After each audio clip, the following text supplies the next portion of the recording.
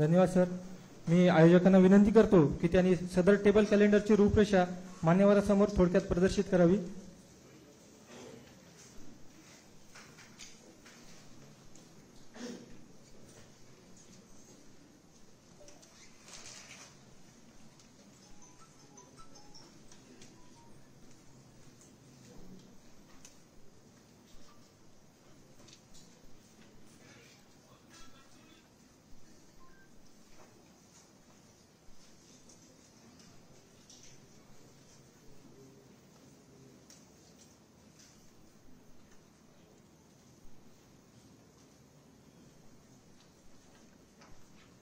Sir,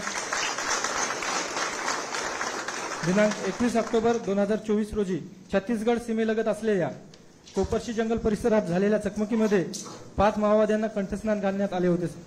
या चकमकीत शौर्यपूर्ण कामगिरी करणाऱ्या अधिकारी व जवान यांना प्रशस्ती द्यावा।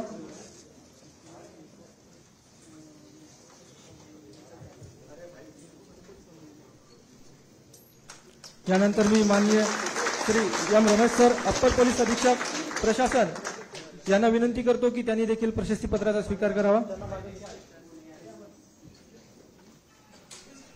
यानंतर कोरेटी पथकाचे पथक प्रमुख दिनकर शाह कोरेटी यांना मी आमंत्रित करतो।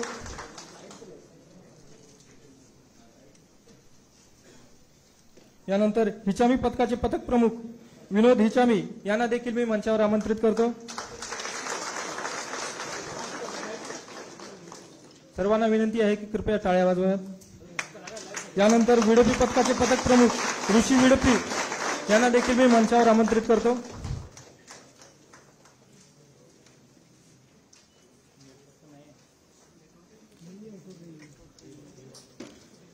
यानंतर मिच्छा पथकाचे पथक प्रमुख महेश मिच्छा यांना देखील मी मंचावर आमंत्रित करतो।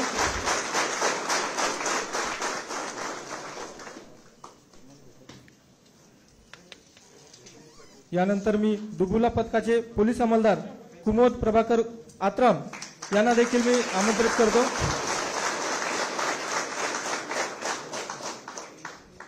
सदर चकमकीमध्ये कुमोद आत्राम यांना शत्रूवर हल्ला चढवित असताना त्यांच्या पायाला गोळी लागली होती सर। या जखमी अवस्थेत देखील ते शत्रूशी न डगमगता लढत राहिले।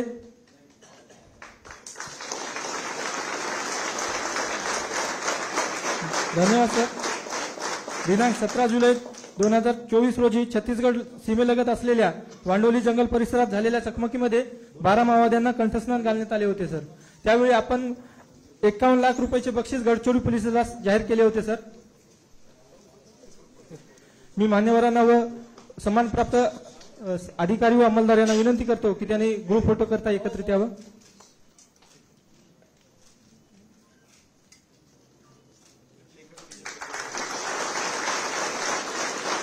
दिनांक 17 जुलै 2024 रोजी या चकमकीमध्ये शौर्यपूर्ण कामगिरी करणाऱ्या अधिकारी व जवान यांना माननीय महोदय आपण 51 लाख रुपयाचे बक्षीस जाहीर केले होते सर। या प्राप्त बक्षीस रकमेतून 1000 C60 जवानांसाठी आदिदास कंपनीचे शूज व ट्रॅकसूट खरेदी करण्यात आलेले आहे। मी मान्यवरांना विनंती करतो की त्यांनी प्रातिनिधिक स्वरूपात 5 जवानांना या ठिकाणी साहित्याचे वाटप करावे।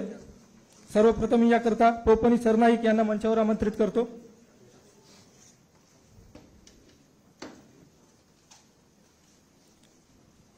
यानंतर पोलीस हवालदार माधव मानकर यांना देखील मी मंचावर आमंत्रित करतो।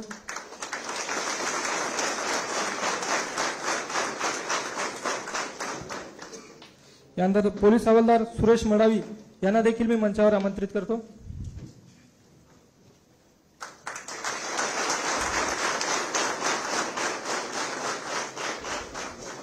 यानंतर पोलीस नाईक महेश जाकेवार यांना देखील मी विनंती करतो की त्यांनी पुढे येऊन साहित्य स्वीकारावं।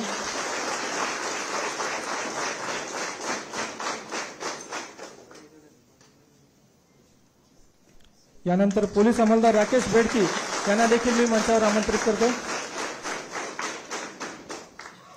मी मान्यवरांना व साहित्य प्राप्त अधिकारी व जवान यांना विनंती करतो की त्यांनी ग्रुप फोटो करता एकत्र यावं।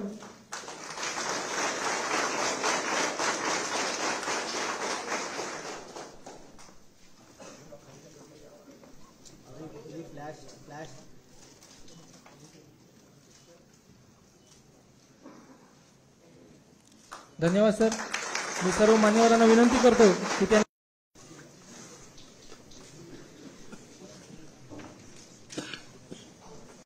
की त्यांनी मंचावर येऊन सत्काराचा स्वीकार करावा। ताराक्का यांच्यावर शासनाने एकूण 25 लाख रुपये बक्षीस जाहीर केले होते। आत्मसमर्पणानंतर त्यांना शासनाकडून 15 लाख रुपये बक्षीस मिळणार आहे।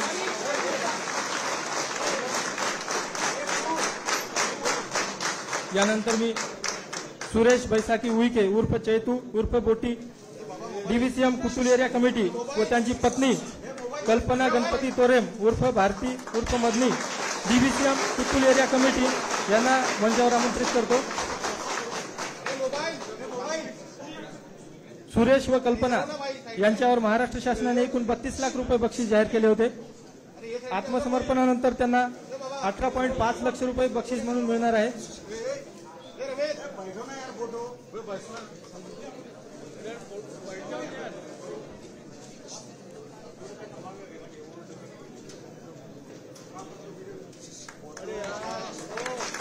यानंतर मी अर्जुन तानू हिचामी उर्फ सागर उर्फ सुरेश डीबीसीएम वाहिद आलम व त्यांची पत्नी सम्मी पांडू मट्टामी उर्फ Bandi ACM DK zone doctor team यांना देखील मंचावर आमंत्रित करतो।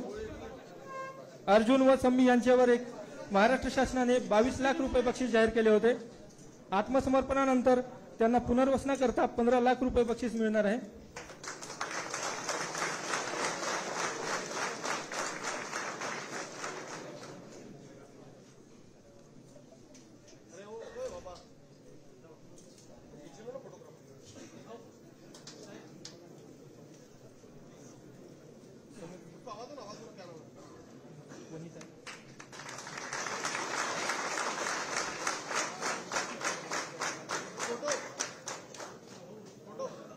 सर दोनही पती पत्नी आहेत सर।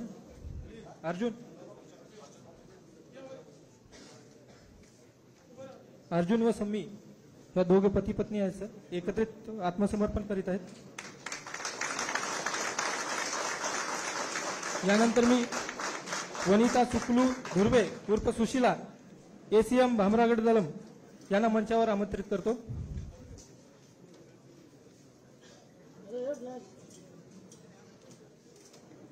वनिता यांच्यावर महाराष्ट्र शासनाने 6 लाख रुपये बक्षीस जाहीर केले होते।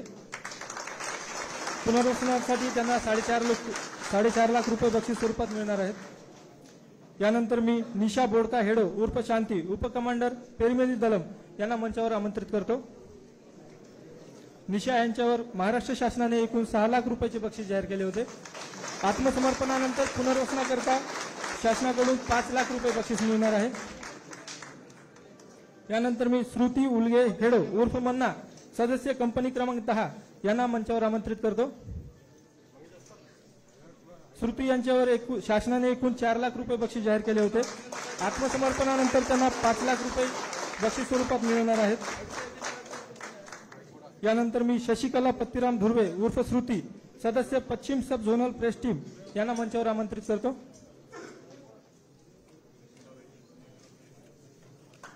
शशिकला यांच्यावर महाराष्ट्र शासनाचे 2 लाख रुपये बक्षीस जाहीर केले होते। आत्मसमर्पणानंतर त्यांना 4.5 लाख रुपये बक्षीस स्वरूपात मिळणार आहेत। यानंतर मी सोनी सुक्कू मट्टामी सदस्य राहिदलम यांना मंचावर आमंत्रित करतो।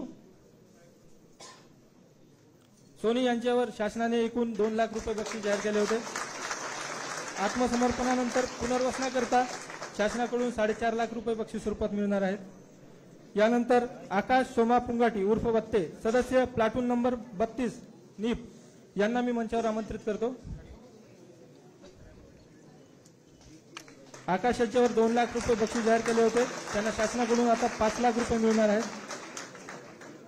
मी मान्यवरांना विनंती करतो की त्यांनी आत्मसमर्पण केलेल्या सदस्यासोबत एक ग्रुप फोटो करता एकत्र यावं। या सर्व आत्मसमर्पकांनी एकत्र आत्मसमर्पण केल्यामुळे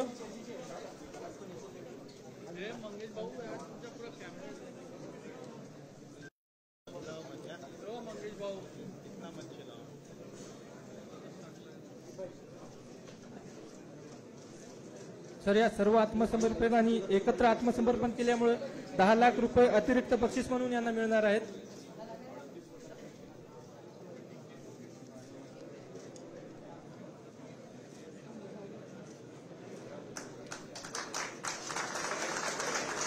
धन्यवाद सर. मी माननीय श्री देवेंद्र फडणवीस मुख्यमंत्री महाराष्ट्र राज्य यांना विनंती करतो की त्यांनी या ठिकाणी हिंदवी स्वराज्याचे सरसंस्थापक छत्रपती शिवरायांना मानाचा मुजरा करतो. भारतीय राज्यघटनेचे शिल्पकार भारतरत्न डॉक्टर बाबासाहेब आंबेडकर यांना मानवंदना अर्पित करतो. भगवान बिरसा मुंडा यांच्या चरणी नतमस्तक होतो. आजच्या आपल्या या C60 अधिकारी कर्मचारी सत्कार समारोह आणि आत्मसमर्पण समारोहाच्या निमित्ताने मंचावर उपस्थित असलेले आमचे सहकारी श्री धर्मराव बाबा अत्राम, डॉक्टर मिलिंद नरोटे, श्री अविशांत पांडा, श्री दिलीप भुजबळ, श्री निलोत्पल, श्री अजय शर्मा, या ठिकाणी उपस्थित सर्व मान्यवर पोलीस अधिकारी कर्मचारी, प्रेसचे आमचे सर्व मित्र, उपस्थित सर्व भगिनी आणि बंधूंनो, आज आपल्या सर्वांना कल्पना आहे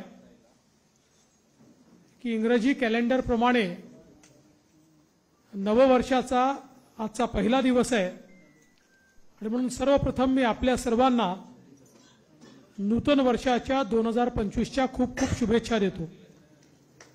आज आपण मला या गोष्टीचा आनंद आहे की माझ्या नववर्षाची सुरुवात आणि संपूर्ण दिवस आज मी गडचिरोलीमध्ये या ठिकाणी उपस्थित आहे. गडचिरोलीच्या आमच्या C60च्या अधिकारी आणि जवानांसोबत मला तो घालवता आला आणि अनेक महत्त्वाचे कार्यक्रम हे देखील या निमित्ताने पार पडता आले. यामध्ये अहेरी ते गर्देवाडा बस जी जवळपास स्वातंत्र्यानंतर पहिल्यांदा धावते, त्या बसचं उद्घाटन आपण केलं. त्याचप्रमाणे पेनगुंडाला नवीन आउटपोस्ट हे आपण सुरू केलं. कोणसरीमध्ये विविध प्रकल्पांचं उद्घाटन आणि भूमिपूजन केलं की ज्या प्रकल्पांमुळे गडचिरोलीला पुढच्या भविष्यामध्ये स्टील सिटीचा दर्जा मिळणार आहे. त्याचप्रमाणे आपलं जे नूतन हँगर आपल्याकडे हेलिकॉप्टरचं तयार झालंय त्याचं उद्घाटन आपण केलं. आणि यासोबत हा एक महत्त्वाचा कार्यक्रम म्हणजे C60च्या आपल्या ज्या अधिकाऱ्यांनी आणि जवानांनी सातत्याने विविध चकमकींमध्ये शौर्य दाखवत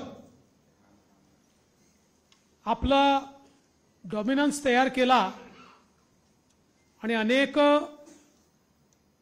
माओवाद्यांना न्यूट्रलाइज करण्याचं काम केलं.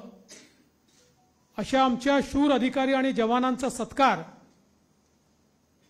हा करण्याचा एक अत्यंत महत्त्वाचा कार्यक्रम आत्ताच या ठिकाणी पार पडला.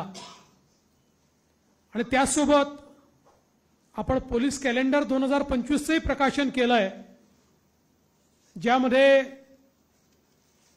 गेल्या वर्षभरात ज्या काही विविध उपक्रम आपले झालेले आहेत त्याची एक झलक आपल्याला पाहायला मिळते. मला या गोष्टीचा अतिशय आनंद आहे की आमच्या पोलिसांनी गडचिरोली जिल्ह्यामध्ये माओवाद हा जवळजवळ आता संपुष्टात आणण्याचं काम सुरू केलं आहे. उत्तर गडचिरोली आता माओवादापासून मुक्त झाली आहे आणि लवकरच दक्षिण गडचिरोली ही माओवादापासून मुक्त होईल याबद्दल माझ्या मनात कुठलीही शंका नाही.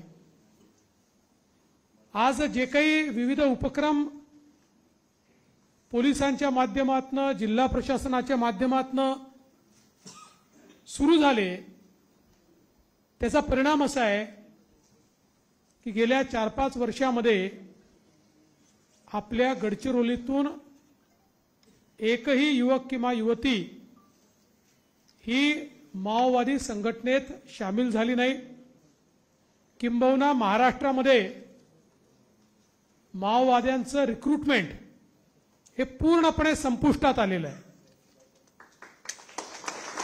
आणि मला असं वाटतं की हे जे कार्य पोलीस प्रशासन, जिल्हा प्रशासन करू शकलं ते अत्यंत मोलाचं कार्य आहे की जनतेचा विश्वास माओवाद्यांवर नाही तर प्रशासनावर, आपल्या राज्यावर, आपल्या देशावर आणि आपल्या संविधानावर वाढतो आहे. आणि त्यामुळेच आता कोणीही संविधान विरोधी चळवळीत जायला तयार नाही, हे आपल्याला या ठिकाणी पाहायला मिळत आहे. या सगळ्या काळामध्ये अनेक जहाल अशा माओवाद्यांना कंठस्नान घालण्यात आलं, त्यांना न्यूट्रलाइज करण्यात आलं, अनेकांना अटक करण्यात आली. आणि सगळ्यात महत्त्वाचं जर काही असेल तर ज्या प्रकारचे आत्मसमर्पण आता या ठिकाणी सुरू झाले आहेत, एक प्रकारे माओवादाची कंबर तोडण्याचं काम या आत्मसमर्पणांमुळे होत आहे. आजही जे आत्मसमर्पण झालंय, 38 वर्षापासून या चळवळीमध्ये महत्त्वाची भूमिका निभावणाऱ्या तारक्का, ज्या भूपतीच्या पत्नी आहेत, जी मंडळी महाराष्ट्रामध्ये किंवा गडचिरोली जिल्ह्यामध्ये नक्षलवाद रुजवण्यामध्ये अग्रणी आहेत, ज्यांनी मोठ्या प्रमाणात केडर निर्माण केले, अशी सगळी मंडळी आता आत्मसमर्पण करतायत. मागच्याही काळात तसंच आत्मसमर्पण आपण बघितलं. आणि आज त्यांच्यासोबत एकूण त्यांच्यासहित 11 लोकांचं आत्मसमर्पण हे आपण बघितलेलं आहे. मला असं वाटतं की आता हा जो काही माओवाद आहे, हा कुठलाही विचार नाही, कुठलाही आचार नाही, केवळ भारताच्या व्यवस्थेवर, आमच्या संविधानावर विश्वास नाही, अशा प्रकारच्या मंडळींनी अराजकता तयार करण्याकरता हे अभियान उभारलं. सुरुवातीच्या काळामध्ये काही लोक भरकटले, पण आज जे लोक या माओवादी गतिविधीमध्ये आहेत त्यांच्याही लक्षात येत आहे की न्याय मिळायचा असेल तर भारतीय व्यवस्थेतनं मिळेल, भारताच्या संविधानाने तयार केलेल्या संस्थातनं मिळेल. आणि म्हणून जसा विकास पुढे चाललेला आहे तसा माओवादाची पिछेहाट होताना आपल्याला पाहायला मिळते.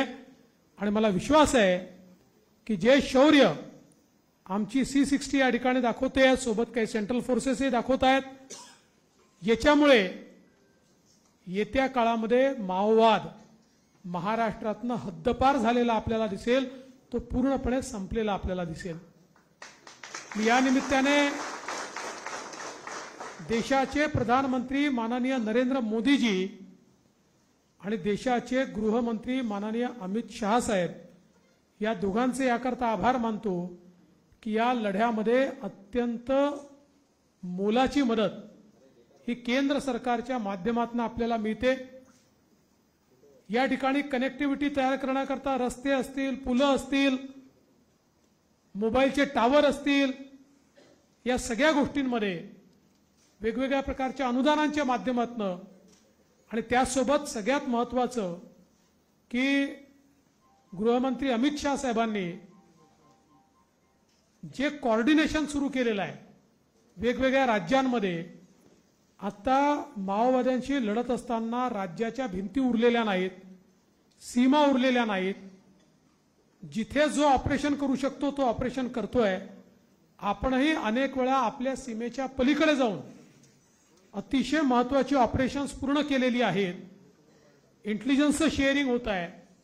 अनेक वेळा बाजूच्या राज्यांचे माओइस्ट ज्यावेळेस आपल्याकडे ट्रान्झिटला असतात त्यावेळी आपल्याला इंटेलिजन्स मिळतं, आपण त्यांच्यावर कारवाई करतो.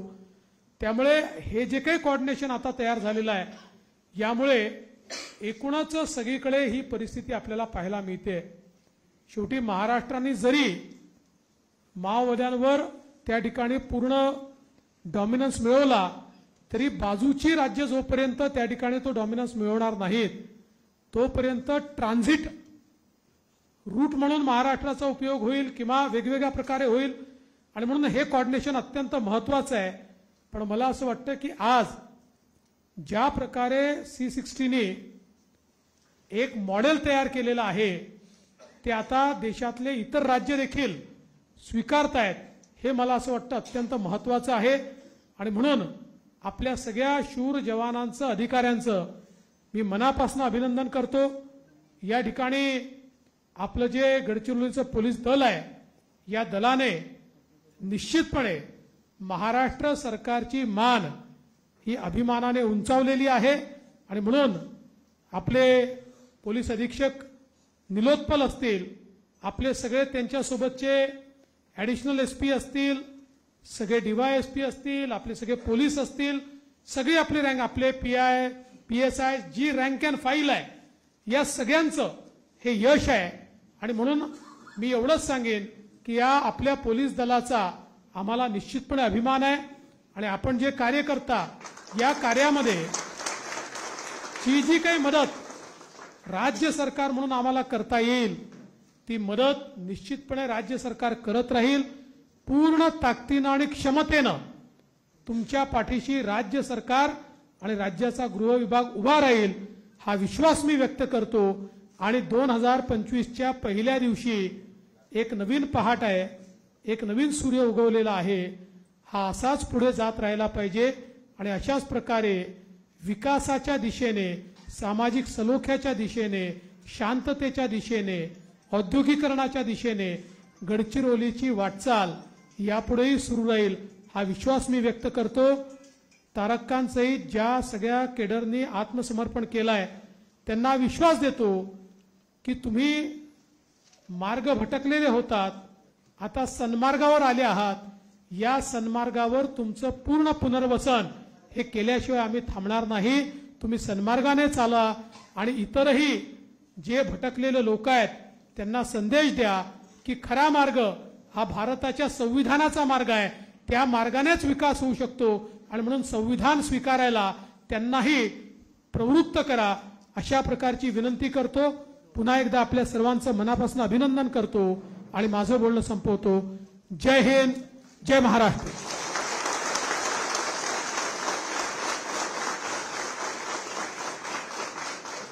आदरणीय सर, खूप खूप धन्यवाद.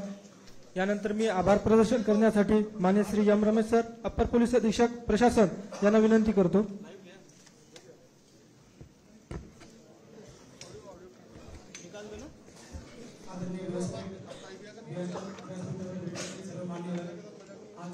कार्यक्रम प्रसंगी नवीन वर्षाच्या